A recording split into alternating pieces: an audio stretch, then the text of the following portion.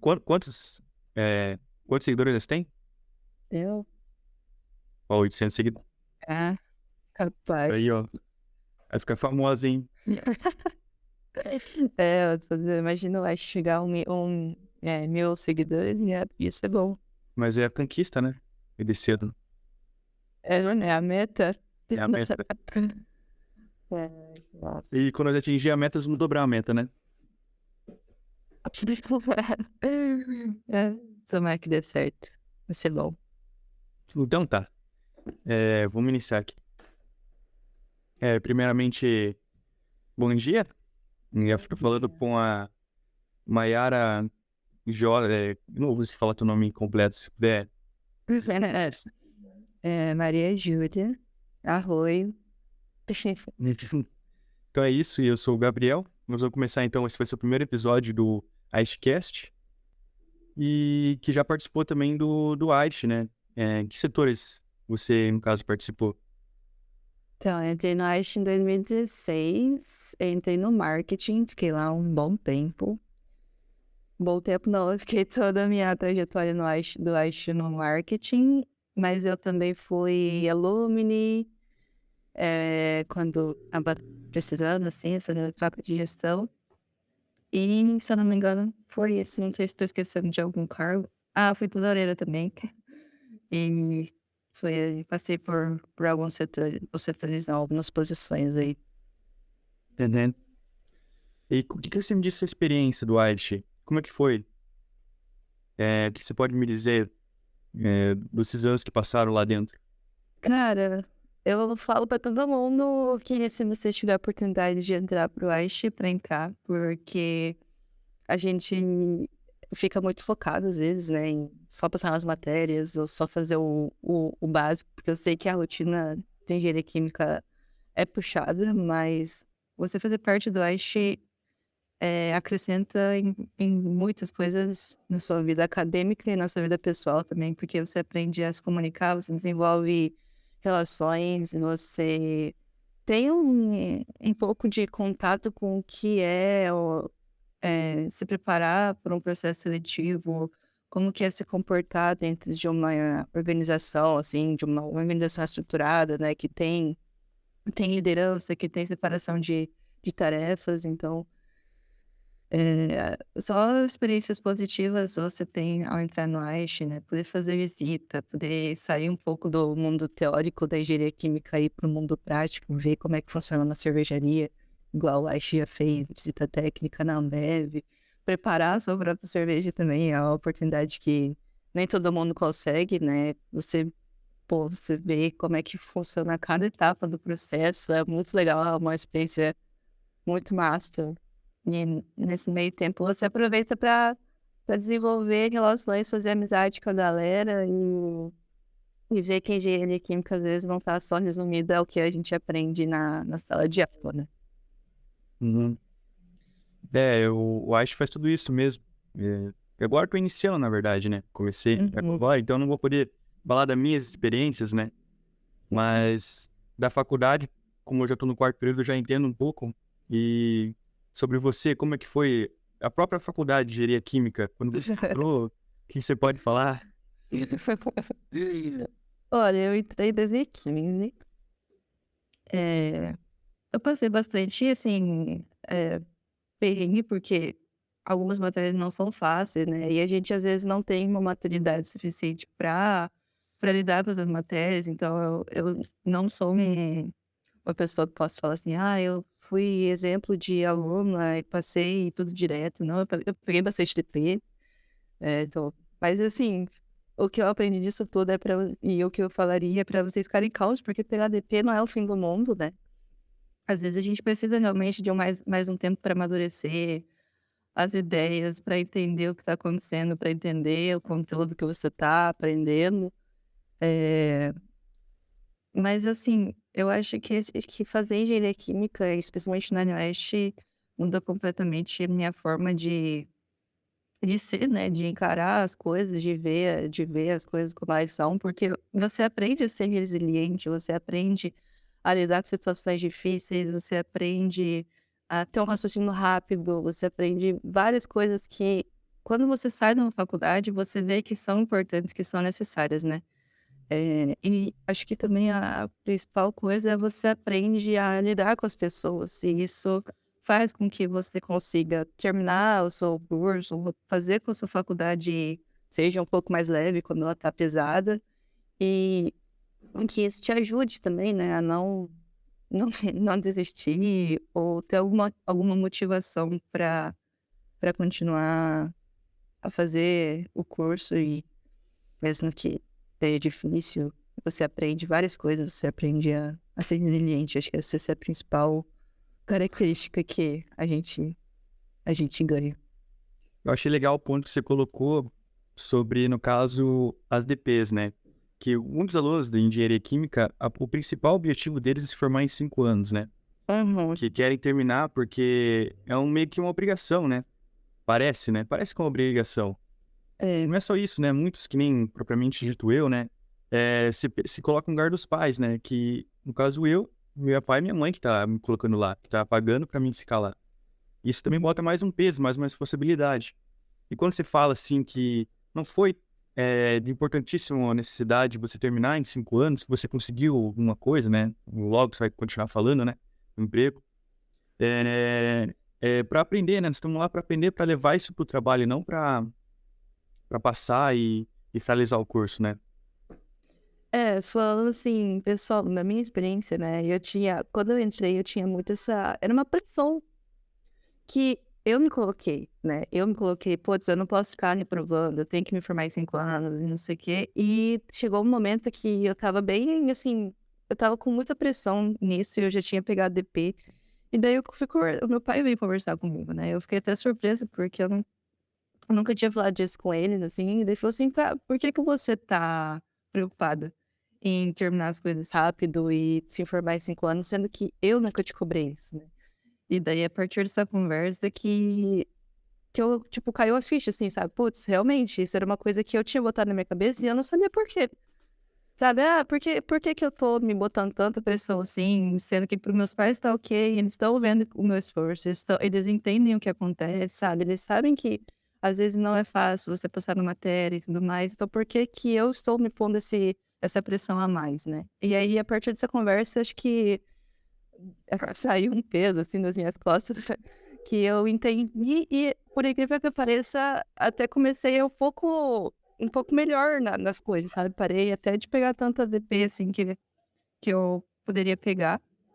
Então eu acho que às vezes é bom a gente fazer essa reflexão, né, conversar com os nossos pais, apesar de não ser uma conversa muito fácil, às vezes, é bom a gente ter essa clareza, né, do que a gente espera e do que eles esperam para nós e até onde é uma pressão, externa e onde é uma pressão interna sobre nós mesmos, né.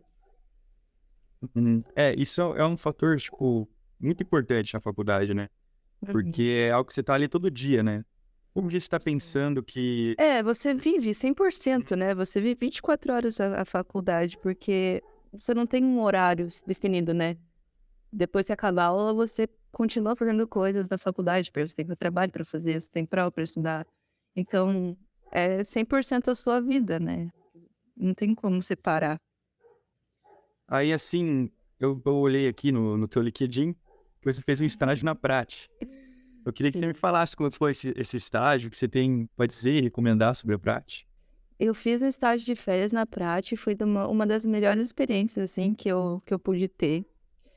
E, inclusive, eu só consegui fazer estágio de férias na Prati porque eu estava atrasada nas matérias, então nem tudo é ruim, sabe. Às vezes as coisas têm um propósito, se eu tivesse regular, quem sabe não daria tempo de eu fazer, né. Mas eu fiz, acho que foi em 2019 que eu fiz esse estágio de férias, foi uma experiência, assim, muito rica, eu aprendi muita coisa, eu não imaginava que uma indústria, principalmente farmacêutica, funcionava daquele jeito.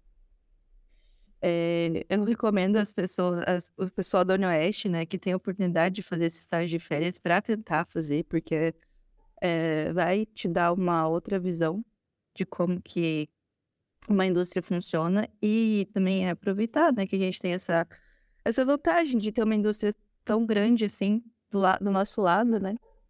Eh, a gente fazia job rotations, a gente passava por vários setores produtivos da Prati, e também a gente aprendia um pouco sobre a parte humana, assim, né? A gente tinha alguns momentos para desenvolver as relações entre os estagiários, pra não ficar só aquela coisa tipo, ah, vamos lá só visitar, não vamos conversar com ninguém, não vamos interagir, porque a gente está aqui só para fazer isso.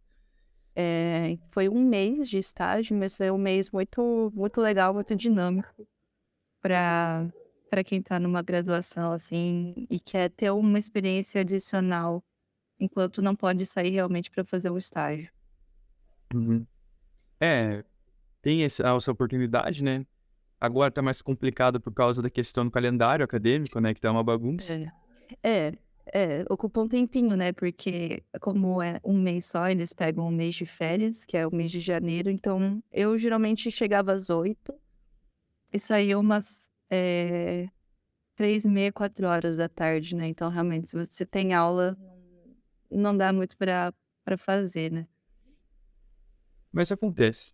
E quando você finalizou a faculdade, né? Que você foi em busca de um estágio. Como que foi essa experiência de procurar um estágio, achar um lugar, ou ter que escolher entre vários lugares?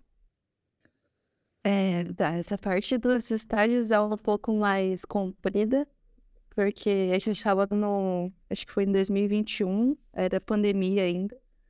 Então a gente estava naquela coisa muito louca de fazer matéria online e não saber como que ia funcionar o estágio, né? Porque estava tudo remoto e a gente não tinha mais uma perspectiva, assim, né? De como que iam ser as coisas, mas quando eu terminei as matérias, eu comecei a procurar, acho que foi segundo semestre de 2021. Lá por agosto é quando as vagas começam a abrir, né? Quando os processos seletivos começam a acontecer.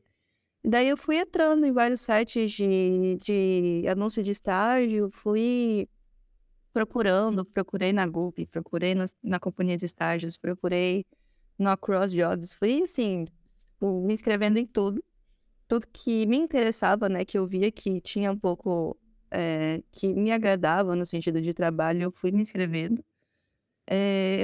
Os processos seletivos foram acontecendo, eu passei em alguns, e assim, o que me levou a escolher onde eu tô hoje foi mais uma questão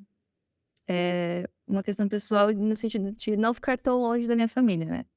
Eu já conversei várias vezes com os meus amigos, assim, que às vezes a sua prioridade não é a prioridade do outro. As minhas prioridades no momento, né, que eu estava prestando para vários processos seletivos era não ir tão longe da minha família, porque eu sei que isso é uma coisa importante para mim, não acho que não seria tão feliz e realizada se eu fosse para um lugar muito longe, né.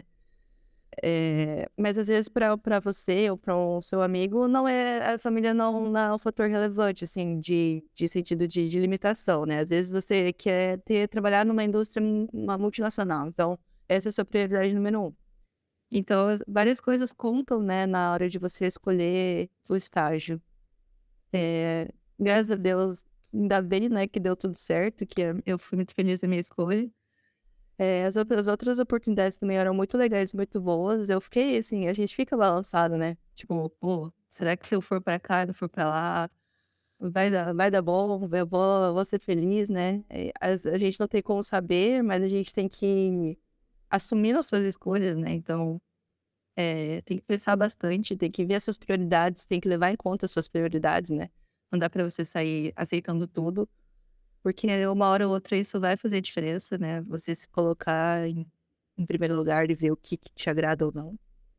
E foi isso, foi um fator, assim, um dos que me levou a escolher a Exxon, além de todos os outros no sentido profissional e no sentido de trabalho, né.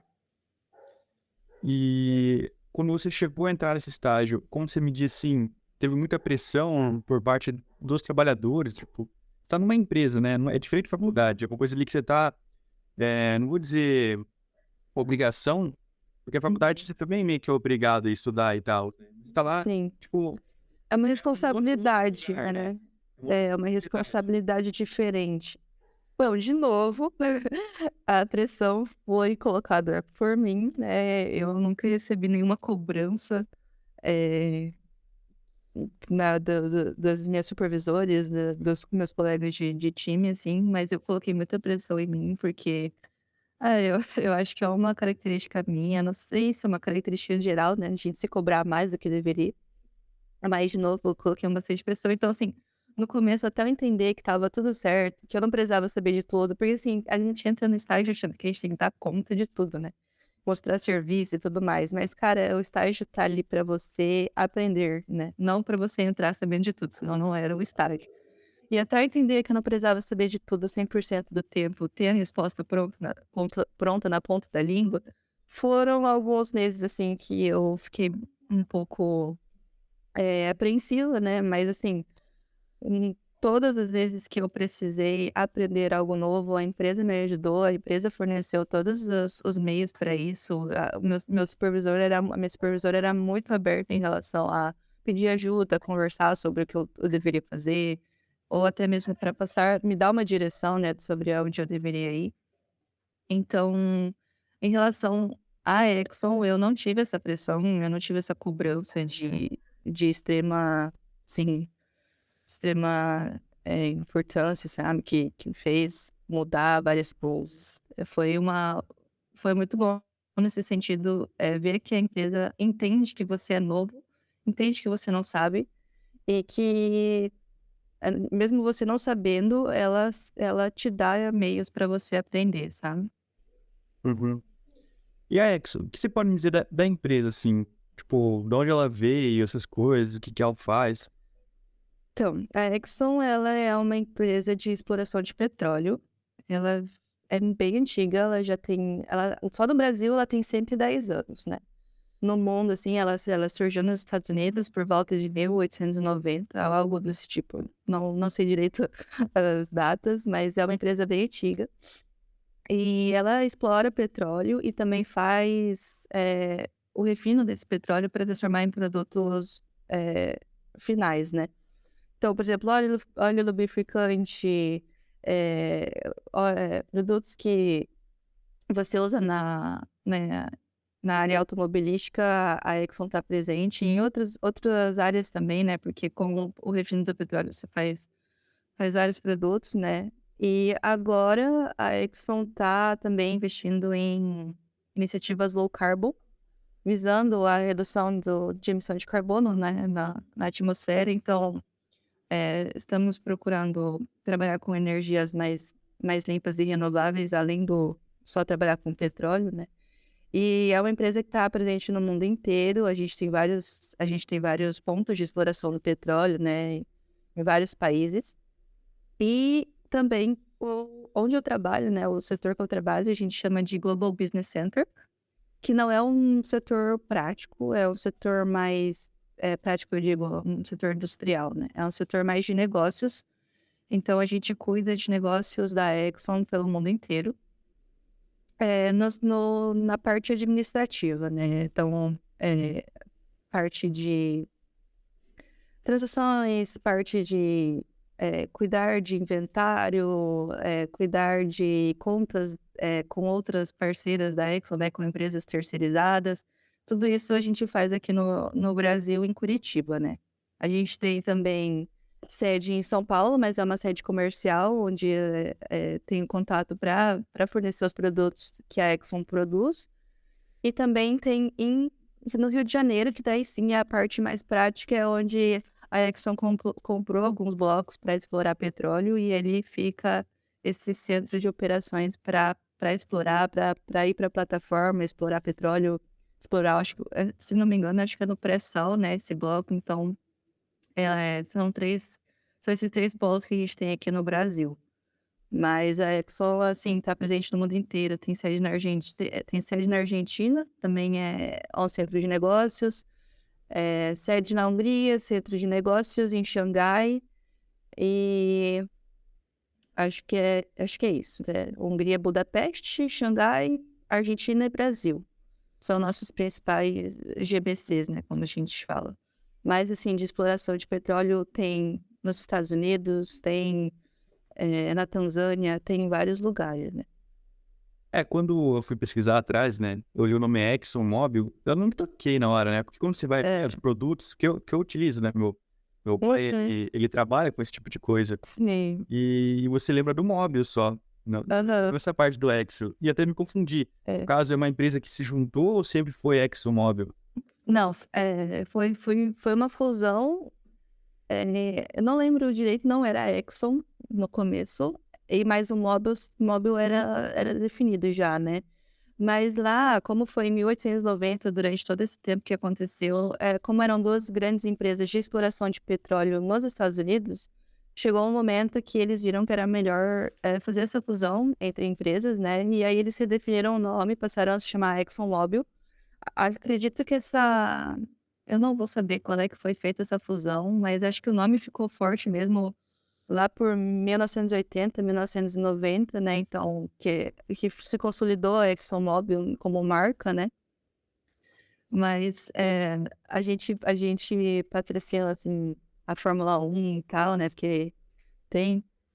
E é bem conhecido, é bem marcante o Mobil mesmo, só que fica lá até no aerofólio dos carros, assim, fica o Mobil, os óleos lubrificantes, a marca é Mobil, né, mas assim, nós fazemos parte da Exxon, então eu também demorei, quando eu estava me inscrevendo, eu nem fazia ideia, porque eu nem tinha me tocado que era dessa empresa que eu estava, me inscrevendo, né, e depois que eu fui pesquisar, que eu fui ver sobre o que que era, que eu falei: "Nossa, é isso". Bateu um choque, né?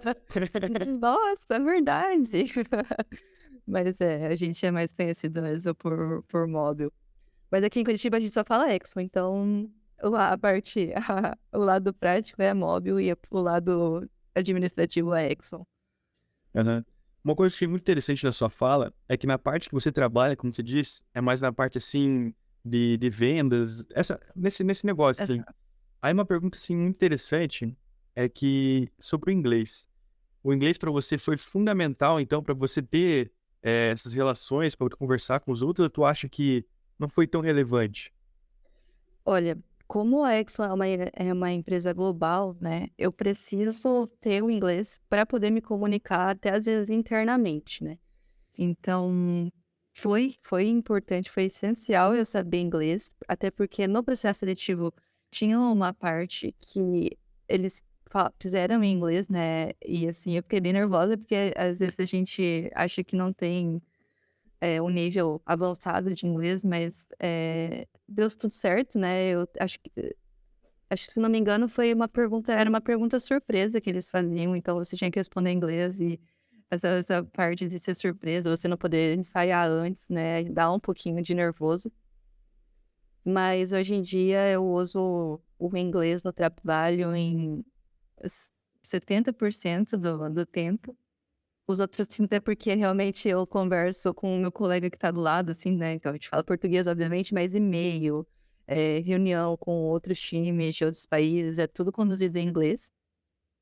Então, pra você entrar na Exxon, né, para você conseguir fazer o seu trabalho e manter uma função, você tem que saber o inglês, tem que ter um nível entre intermediário a avançado para conseguir pra conseguir trabalhar, né. Hoje em dia é uma peça-chave, vamos dizer assim, Sim. né. Tudo que é lugar, tudo que é coisa tá presente, né. É uma coisa que não tem Uhum. mais escapatória. É, infelizmente, assim, algumas pessoas não têm a oportunidade de aprender inglês, de falar inglês. Isso é uma desvantagem, né, é uma parte chata, mas é a realidade de hoje em dia, né, é um mundo global, então às vezes a gente tem que saber se comunicar numa língua que é majoritariamente falada pelas pessoas, né. E é isso, tem que correr atrás, né, tem que aprender o inglês, tem que conseguir se comunicar bem e entender o que tá sendo dito, né. Uhum. Agora acho que eu vou voltar um pouco pra faculdade. Eu também olhei que você fez IC, né, iniciação Uhum. científica. Galera, os meus 7 anos de faculdade depois vão ser bastante coisa. Hum. Então sobre ser assim, quantos ICs então você fez? pelo que eu li lá, eu achei que foi um projeto só, mas pelo jeito foi mais. Foi. Não, foi um projeto só. Eu fiz uma IC entre 2016 e 2017. Eu fiz com o professor Carlos Eduardo. Foi uma experiência também muito enriquecedora para mim. Eu nunca vou esquecer o dia que eu entrei na sala dele para pedir para fazer IC. Eu não sabia nada da vida, não sabia nada, eu não sabia nem como falar direito, tipo, para fazer essas coisas. Cheguei lá, tipo, falei, professor, quero fazer IC. E daí ele me perguntou o que eu tinha interesse, que eu não sabia. Já não sei quais eram meus interesses, eu só sei que antes de eu ir falar com ele, eu tinha dado uma estudada, né, dado uma lida nos principais projetos que ele trabalhava, né, para eu saber qual que era o campo dele de atuação, assim. E acabou que eu fui para um projeto de biodiesel, que era uma área que eu também gostava bastante, né, eu não tinha uma direção, mas eu sabia coisas que eu gostava e que eu não gostava, né. Então, quando ele me falou que tinha uma oportunidade de trabalhar com biodiesel, eu achei muito legal, eu fiquei muito feliz que foi assim, que teve essa oportunidade, né. E aí eu fiquei desenvolvendo esse projeto por um ano, apresentei no EAICT, fiquei bem nervosa quando eu apresentei no EAICT, foi assim, uma outra experiência que eu falo que se a pessoa puder ter, né, porque você apresentar uma pesquisa científica para pessoas que trabalham com pesquisa científica é bem assim, diferente, é bem tem uma pressão, assim, né, É porque então eles normalmente sabem, né? eles vão entender o que você tá falando, sabe, então assim, se você falar besteira, eles vão perceber. E assim, foi uma das coisas que me deixou bem nervosa, nossa, sinceramente, pra mim, assim, a minha apresentação, pra mim, foi horrível, porque eu fiquei muito nervosa. E eu tinha ensaiado tudo, o professor ensaiou comigo, a gente fez uma apresentação, né, de teste e tal, mas na hora lá tinha professor assistindo, eu falei, meu Deus do céu, o que eu tô fazendo aqui? Mas assim, foi bom, porque daí eu consegui, consegui tirar dessa experiência que quando eu vou apresentar, quando eu sei que eu vou apresentar para pessoas que entendem, para eu me sentir segura, eu tenho que realmente estudar até eu esgotar as possibilidades, assim, né, de conteúdo, para eu ter essa segurança de chegar na hora lá e apresentar e saber o que eu tô falando, né. Mas, sim, foi um ano de bastante aprendizado, de ir pro lab, de fazer experiência, de ver o negócio acontecer, né. Depois, você escrever o seu relatório de estágio, sintetizar tudo que você fez, né, no relatório e na apresentação. Então é uma outra experiência bem legal de se passar na faculdade. Uhum. Não é fácil, não é fácil. Tem pesquisa que, meu Deus, tira o couro, assim, né, mas se você tiver oportunidade e não te atrapalhar, né, nas coisas, eu aconselho também a pessoa a tentar. Normal. É, você. O estágio que você fez foi na Exxon e você já foi contratada por eles? Como é que foi?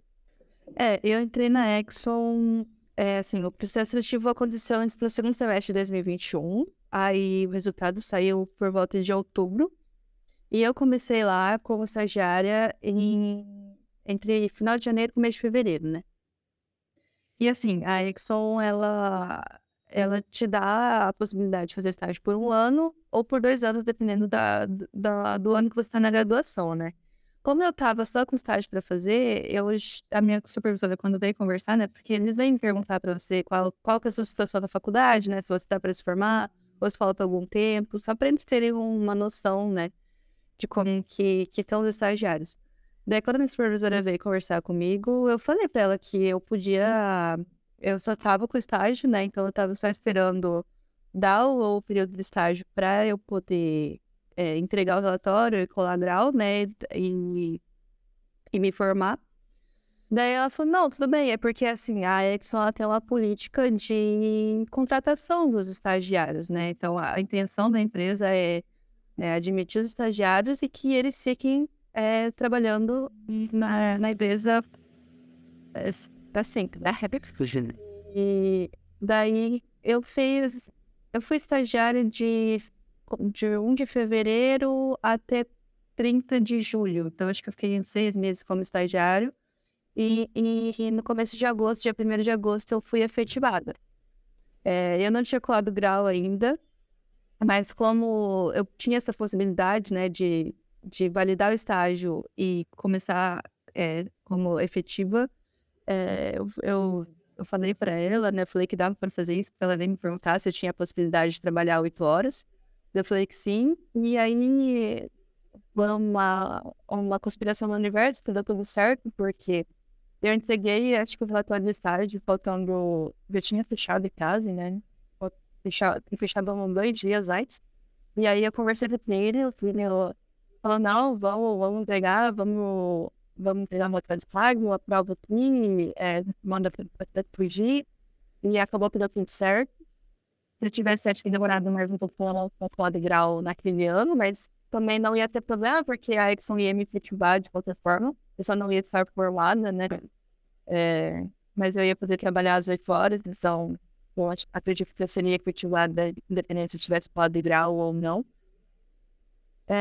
E aí, pô, daí me formei e comecei a trabalhar efetivo em questão de 6 meses, assim, né? Então, foi muito legal. Eu não sabia, quando eu entrei, eu não sabia que a empresa tinha essa prática, né? Mas daí, depois que eu já estava lá dentro, eu vi que tem bastante gente que ainda está fazendo a graduação, que às vezes está no 4º ano, mas tem a possibilidade de trabalhar às 8 horas, e foi efetivado. Aí a minha pergunta é o seguinte, né? Que antes de escolher o estágio, tudo teve uma das coisas principais também da própria faculdade, que é o TCC, né? Uhum. Isso eu acho que o TCC, eu não sei se tu pegou, continuou a questão do TCC do IC, né? Mas tu acha que o teu TCC foi fundamental também para fazer alguma escolha, alguma coisa?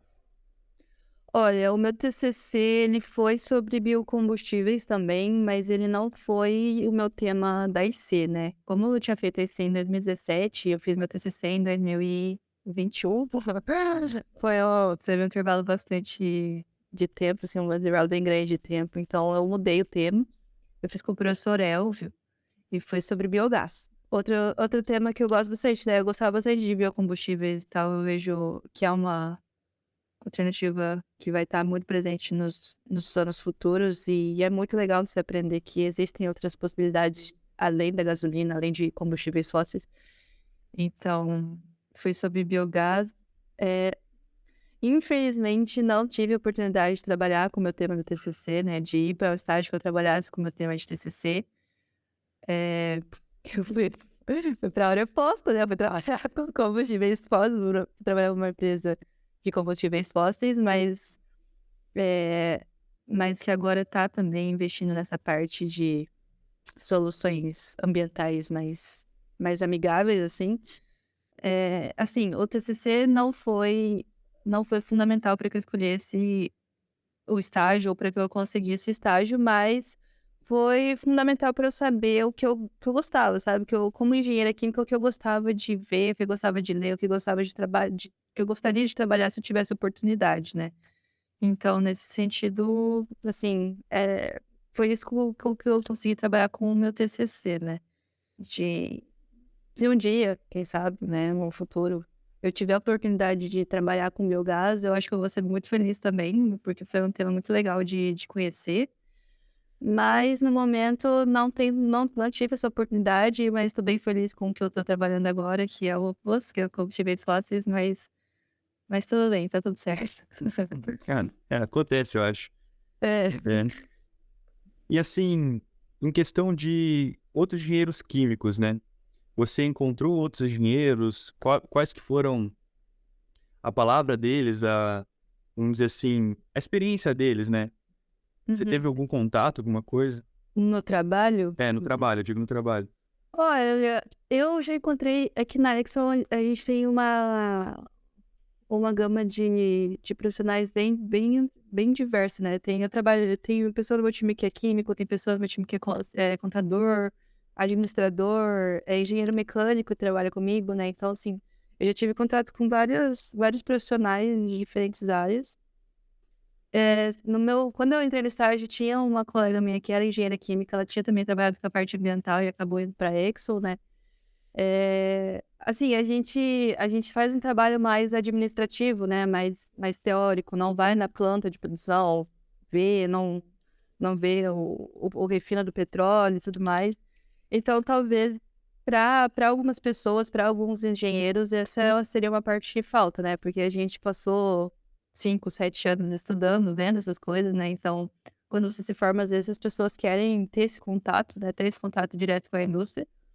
Então, assim, é bom explicar, né, que na Exxon em Curitiba a gente não trabalha, né, diretamente com o petróleo, com a indústria, com a planta, com os produtos finais, a gente faz só a parte administrativa. Então, às vezes, para algumas pessoas isso não é interessante, às vezes a pessoa quer realmente, trabalhar com isso, mas para algumas pessoas talvez isso seja legal, sabe, você vê a parte por trás, você vê os processos que acontecem, porque a gente como engenheiro, a gente é basicamente um otimizador de processos, um controlador de processos, né.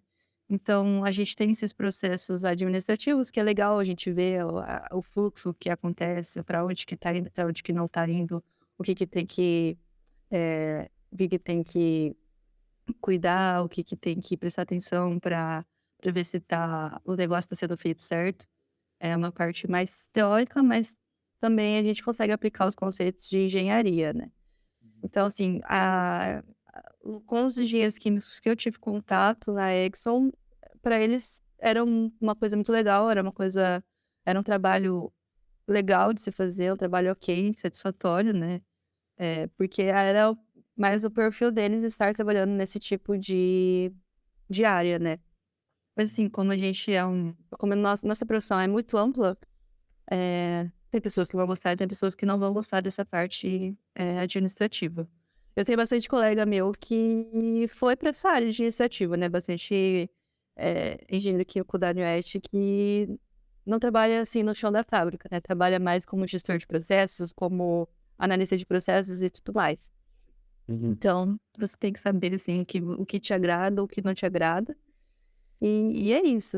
Infelizmente, se a empresa não tiver como, você procurar outra, ver qual que te encaixa, né, para você também não ser infeliz na sua profissão, né. Uhum. Acho que agora sim, para finalizar mesmo, alguma consideração final, alguma coisa que você quer falar, eh, sobre toda esse experiência geral, né, que você teve e tal, os perrengues e tudo. Se quiser Tá. Olha, o que eu iria falar para o pessoal, né, para quem tá entrando agora, tanto para quem tá um pouquinho mais para frente, é para ter calma, porque a gente quando é novo, a gente às vezes tem essa pressa de fazer tudo, mas às vezes a gente precisa passar e demorar em certas partes da nossa graduação para entender e ganhar uma maturidade. Então, se você tiver 6 anos, se você tiver 7 anos na faculdade, não é para ficar desesperado, porque às vezes você consegue uma oportunidade muito incrível por esse tempo a mais que você tem, né. Eu, por exemplo, consegui fazer várias coisas da faculdade, eu consegui fazer IC, eu consegui fazer estágio de férias, eu consegui participar da atlética, eu consegui participar do AISH, ficar por muito tempo, assim, no AISH, ganhando experiência e fornecendo experiência para outros estudantes também que não participavam da instituição, mas queriam participar dos eventos que a gente trabalhava, né. Eh, Ganhei uma maturidade muito importante na minha vida profissional agora, né, que a gente precisa ter uma certa maturidade para lidar com o trabalho. Então eu diria para as pessoas terem calma, que no final tudo vai dar certo. Eu sei que a gente passa bastante perrengue na faculdade, a gente às vezes se desespera bastante com as matérias, com as possibilidades de futuro. "Meu Deus, o que que eu vou fazer? Eu tenho que procurar estágio, eu não sei para onde ir".